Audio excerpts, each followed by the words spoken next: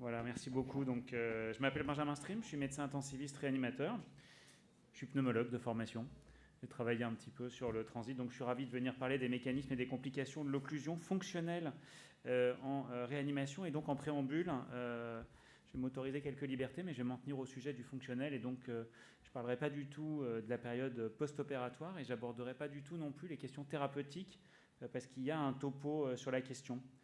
Et en fait, le tout début de ma présentation, j'avais envie quand même de prendre quelques minutes pour resituer et recontextualiser un petit peu l'intestin. Donc, parce que c'est un petit peu l'oublié du réanimateur, on a l'impression.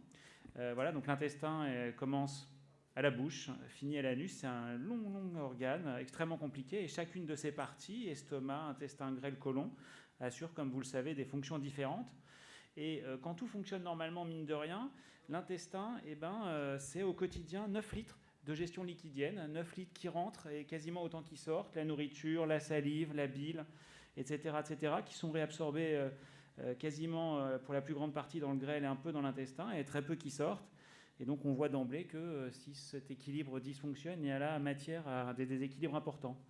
Et puis l'intestin, c'est aussi, mine de rien, quand tout marche bien, ici en rouge, le microbiote des bactéries qui habitent normalement notre intestin. C'est 2 kilos de bactéries, virus, parasites, et qui ont un rôle absolument fondamental dans l'immunité et dans la digestion, et c'est quasiment un organe à part entière, avec là aussi un potentiel de dérèglement systémique qui est majeur. C'est un système immunitaire qui est extrêmement complexe, puisque l'intestin, il faut qu'il assure la défense d'environ 300 mètres carrés d'interface avec le milieu extérieur. La peau, c'est entre 1,5 et 2 mètres carrés. Et que les éléments immunitaires soient tout à la fois capables de se défendre contre des pathogènes, mais également de tolérer quelques bactéries et matières qui passent à contact et que les cellules présentatrices d'antigènes n'envoient pas une réponse inflammatoire marquée à chaque fois qu'il y a quelque chose d'anormal qui se présente. Et donc, dans sa fonction motrice, quand tout fonctionne bien, l'intestin, il est censé faire avancer d'un sens vers l'autre des bolus alimentaires, et il fait ça grâce à des segmentations, donc des contractions étagées qui assurent un mouvement de péristaltisme qui fait évoluer le bol alimentaire. Et ça, c'est possible parce qu'il y a un réseau de neurones extrêmement développé, en 2 couches principalement, et quand d'un côté ça se contracte, ça se relaxe de l'autre côté, de façon à ce que l'ensemble puisse avancer dans le bon sens. Un réseau qui est extrêmement riche, il y a environ 500 millions de neurones, et les physiologistes parlent même du brain gut, le deuxième cerveau, pour dire à quel point c'est important. Et tout ça, ça marche avec beaucoup de neuromédiateurs, il y a une vingtaine de neuromédiateurs. Quand ça fonctionne normalement, la digestion, ça marche par un stimulus externe. Donc on commence par voir, sentir le bon repas, qui va avertir avec des circuits un peu longs, essentiellement le système sympathique et parasympathique, et va informer notre petit cerveau qu'il va se passer quelque chose, qui sent également par les stimulus locaux, donc le pH, bref, l'arrivée du bol alimentaire. Tout ça met en route des effecteurs musculaires, entre autres, pour faire avancer tout ce bol alimentaire, mais aussi toutes les sécrétions exocrines et endocrines. Et tout ça fonctionne dans un sens bien polarisé, avec donc cette phase céphalique, et puis qui informe l'estomac que ça va arriver, et l'estomac proximal informe l'estomac distal, qui va informer le pylore, le duodénum, etc. Et donc, quand tout fonctionne bien, chaque segment va informer un petit peu le segment qui est juste à côté, que quelque chose va se passer, il prend le rétrocontrôle que tout se passe bien. C'est comme ça que ça marche normalement. Et donc, quand on commence à regarder les dérèglements, et notamment l'occlusion fonctionnelle, dans la littérature, le premier obstacle auquel on se trouve confronté, c'est un problème de terminologie et de définition. Par exemple, Annika Reintam-Blaser, qui travaille à la Société européenne de réa sur ce topic beaucoup, avait regardé, ne serait-ce que dans la définition de l'intolérance alimentaire, et elle a trouvé 43 définitions différentes, évidemment, avec des incidences et des pronostics différents. Mais physiologiquement, on pourrait dire que l'occlusion fonctionnelle, c'est une anomalie de la fonction propulsive normale du tractus digestif qui est liée à une dysfonction du péristaltisme et aboutissant à un obstacle non mécanique. Alors, les facteurs de risque, certains sont non modifiables, c'est-à-dire que les malades vont arriver avec, et puis d'autres sont des facteurs dynamiques endogènes, exogènes. Donc ceux qu'on ne pourra pas modifier, c'est la préexistence d'un diabète, d'une maladie de Parkinson, la maladie avec laquelle le malade arrive en réanimation, s'il a une atteinte rachidienne, une pancréatite, l'âge des patients. Et puis, au cours du séjour, l'hyperglycémie, la dyskaliémie, les douleurs. Et enfin, parmi les facteurs exogènes, quasiment tous les facteurs qu'on utilise chez les malades de réanimation, l'analgésie opiacée, les vasopresseurs, la ressuscitation à base de fluides, les désordres hydroélectrolytiques. Donc, des facteurs de risque extrêmement courants en réanimation. Dans l'occlusion fonctionnelle, ce qui est important de se rappeler, c'est que tous les segments peuvent être touchés. Ça peut commencer à l'œsophage, mais ça peut toucher l'estomac, l'intestin grêle et le côlon. Et finalement, ces manifestations hautes ou basses peuvent avoir des expressions cliniques qui sont un tout petit peu différentes. Et artificiellement, on va regarder un petit peu à 3 étages, en commençant par l'estomac, parce que c'est vrai que l'œsophage est souvent chanté. Donc ces anomalies de la motricité gastrique peuvent définir l'occlusion fonctionnelle. Elles sont fréquentes. C'est 50% des malades sous ventilation mécanique. Et même, si on regarde plus précisément avec l'utilisation de méthodes scintigraphiques, on a décrit jusqu'à 80% d'anomalies.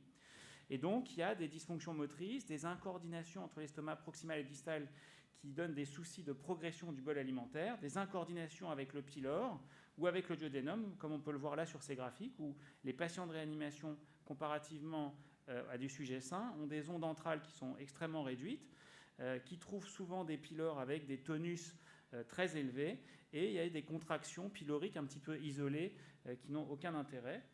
Et l'incoordination avec le duodénum peut même aboutir à des reflux duodénaux vers l'estomac, avec des colonisations gastriques par des bégaiements qui peuvent donner des conséquences importantes dans les infections nosocomiales. Les manifestations cliniques de ces anomalies de la motricité gastrique, c'est assez classique, des vomissements, des régurgitations, des difficultés à atteindre les objectifs nutritionnels. D'un point de vue diagnostique, il y a même des gens qui se sont posé la question si les bruits hydroaériques étaient si pertinents que ça. Et en fait, il y a pas mal d'études qui disent que la sensibilité, la spécificité et puis la reproductibilité interopérateur n'est pas si bonne. Donc les bruits hydroaériques ne sont probablement pas un bon critère. En termes de diagnostic et de monitorage, il y a beaucoup de méthodes qui sont essentiellement des méthodes expérimentales ou vraiment liées à la recherche. Il y a bien le résidu gastrique qui pourrait être utilisé, mais il y a pas mal d'éléments dans la littérature récemment pour dire que la pertinence clinique en termes de pronostic de ce résidu gastrique n'est pas forcément très haute et qui propose même, pour certains, de l'abandonner complètement en pratique clinique. Alors si on descend d'un étage et qu'on va voir au niveau du grêle, là tout de suite ça devient beaucoup plus compliqué. Les analyses de la motricité grélique, c'est pas facile. Donc voilà, il y a quelques études sur des méthodes scintigraphiques ou encore là j'ai relevé une étude avec des capsules qui sont capables d'enregistrer la température, les pressions et le pH et qui retrouvent par exemple dans cette étude publiée en 2012 que le temps de transit du grêle chez 8 malades de réanimation était significativement allongé par rapport à des sujets sains. Les quelques autres études que j'ai trouvées en la matière ne donnent pas forcément cette différence, mais ce qui est retrouvé dans toutes les études, c'est des grandes hétérogénéités entre les malades, avec des malades qui ont des anomalies marquées de la motricité grélique et certains qui n'en ont aucune. Les manifestations gréliques concernant les manifestations cliniques concernant le grêle, c'est des nausées, des retards de passage de gaz et sel, distension abdominale, spasmes, douleurs, intolérance. Il n'y a vraiment rien de très très original. Alors en ce qui concerne la motricité colique, là encore, on a un grand souci dans la littérature, c'est l'évaluation un petit peu de la terminologie et des critères diagnostiques. Donc quand on regarde, on avait fait un petit recueil là avec mon collègue le docteur Dominique Pratt en 2016 qu'on avait proposé à médecine intensive réanimation, les critères de définition des troubles de la motricité colique. C'est entre 3 et 6 jours sans sel juste après l'admission, ou bien l'estimation de la nécessité qu'il y ait un traitement laxatif. Ça survient dans des études qui sont des collectifs qui sont finalement assez réduits pour certaines d'entre elles. Et finalement, cette hétérogénéité de critères diagnostiques aboutit à une hétérogénéité importante dans les reports d'incidence qui vont de 15 à plus de 80%. Et quand on regarde également les conséquences que ça apporte, on voit que ça va de aucune différence, voilà, c'est-à-dire il n'y a aucune différence selon que vous êtes constipé ou pas, jusqu'à des augmentations de mortalité, de durée de séjour ou des augmentations de la durée de la ventilation mécanique.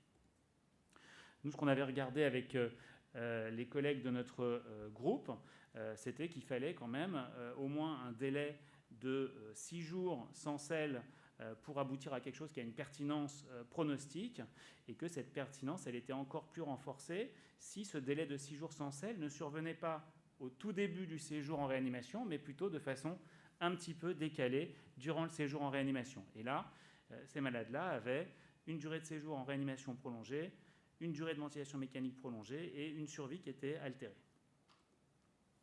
Alors si on veut regarder un petit peu du point de vue iconographique sur les occlusions fonctionnelles, sur les radiographies, on trouve des distensions d'intestin, gréliques ou coliques. Sur le scanner, on trouve un petit peu les mêmes éléments. Alors ça peut donner également des éléments intéressants pour voir les retentissements pariétaux.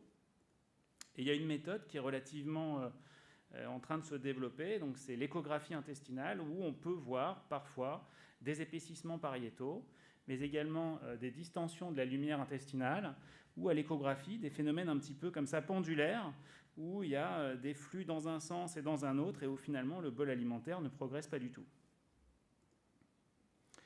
Alors ces occlusions fonctionnelles, ou iléus, selon ce qu'on pourra trouver dans la littérature, là encore, elles ont également des conséquences générales qui peuvent être importantes. En effet, elles aboutissent donc à une distension des anses intestinales, avec éventuellement une augmentation de la pression intestinale, la pression intra-abdominale, et cette augmentation de la pression a les conséquences que vous connaissez, avec des altérations hémodynamiques, mais également des altérations respiratoires, hépatiques et rénales, et même des altérations sur le cerveau. Les troubles du transit ont été montrés comme associés au délirium.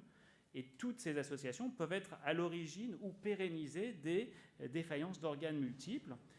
Et puis, cette distension peut donner aussi des troubles microbiologiques avec des problèmes de microcirculation et il a été presque prouvé qu'il pouvait y avoir des translocations bactériennes puisque lorsqu'il y a une occlusion fonctionnelle, cette fonction barrière là qu'on a vue de l'intestin qui est très bien faite sur ces 300 mètres carrés peut être prise un peu en défaut avec des phénomènes microbiologiques et inflammatoires qui pérennisent le choc et là encore être à l'origine d'une défaillance d'organes multiples ou en tout cas la pérenniser.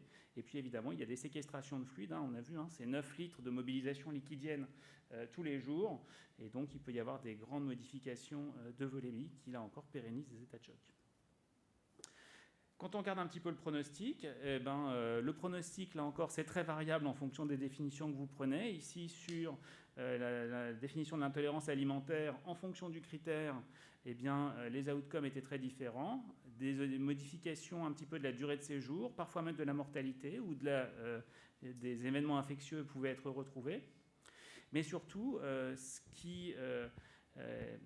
qu'essaye de plaider le groupe de la Société européenne de réa sur la nutrition et le métabolisme, c'est le concept d'aboutir à une défaillance, un concept de défaillance gastro-intestinale, c'est-à-dire de ne pas se baser sur un seul de ces symptômes, mais bien d'essayer d'embrasser l'ensemble du fonctionnement de l'intestin et de prendre toute une série de symptômes à différents étages pour voir si ça caractérise une population qui a un pronostic différent et qui pourrait être d'intérêt pour une action thérapeutique. Et par exemple, là encore, dans un papier signé par Annika Reintam-Blaser, ils avaient pris le résidu gastrique élevé, l'absence de son hydroaérique, les vomissements, régurgitation, diarrhée, distension, saignement digestif, intolérance alimentaire, ils avaient calculé un seuil, la présence d'une hypertension intra-abdominale, ils avaient retrouvé que chez ces malades-là, s'il y avait au moins 3 de ces signes, il y avait un pronostic différent. Et en reprenant ces mêmes critères sur une nouvelle étude en 2019, le même groupe a d'une part retrouvé cette modification pronostique, mais surtout, ils ont trouvé que cette défaillance gastro-intestinale avait un apport pronostique important, y compris quand on l'ajoutait au SOFA, comme si c'était bien quelque chose à prendre en compte et qui méritait une action thérapeutique, et pas juste à dire que c'est triste, mais que c'est la réanimation.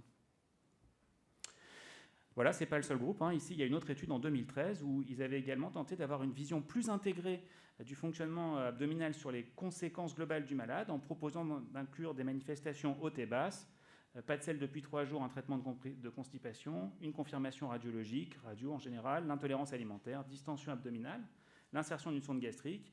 Et avec ça, ils isolaient un groupe qui avait une durée de séjour en réa prolongée et qui n'arrivait pas à avoir ses objectifs caloriques durant le séjour en réanimation.